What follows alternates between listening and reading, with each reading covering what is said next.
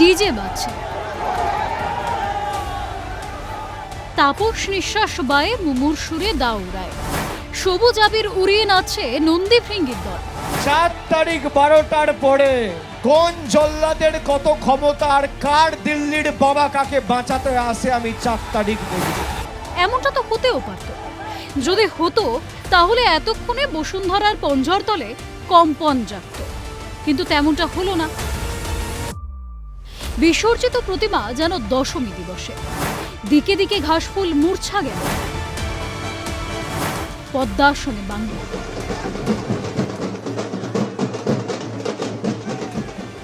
14 তলার হাম্বা হাম্বা রম্ভা রম্ভা প্রতিধ্বনিত হতে লাগলো।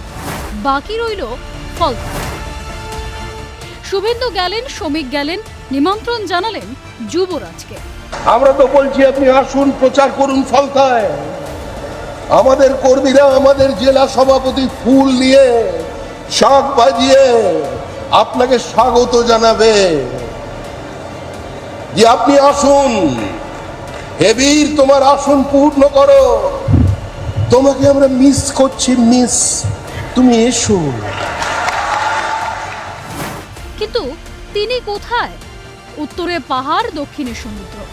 যার অঙ্গুলি হেলনে তাণ্ডব নাচত, তিনি যদি গোসা ঘরে খিল দিয়ে থাকেন, তাহলে সেই সব বীর যোদ্ধাদের ভবিষ্যৎ কি হতে চলেছে?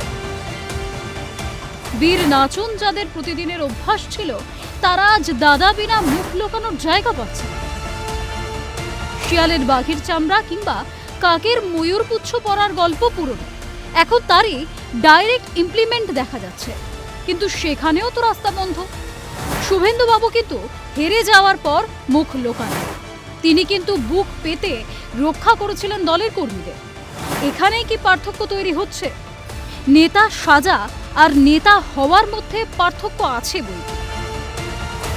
আপনি সোনার চামচ মুখে নিয়ে পিসির দৌলতে রাজনীতির উপর মহলে পৌঁছেছিলেন।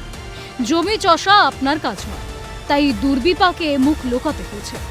ফলতায় নির্বাচন, আপনার ছায়া সঙ্গী জাহাঙ্গীর অসহায়ের মতো হাবুডুবু খাচ্ছে।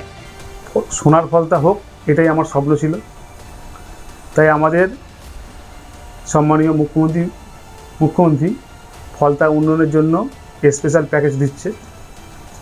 সেই জন্য আমি পিপলের কন্টেস্ট থেকে আমি নিজেকে দূরে সরিয়ে নিলাম। আপনি তো দূরের কথা, কোনো ঘাস কুটোও খুঁজে পাচ্ছে না। এরপরেও যদি ঠান্ডা ঘরে বসে কোনোভাবে আপনার মুখ থেকে পরিবর্তনের কথা মানুষ শোনে, তাহলে তা মানবে কেন? Calcutta television network.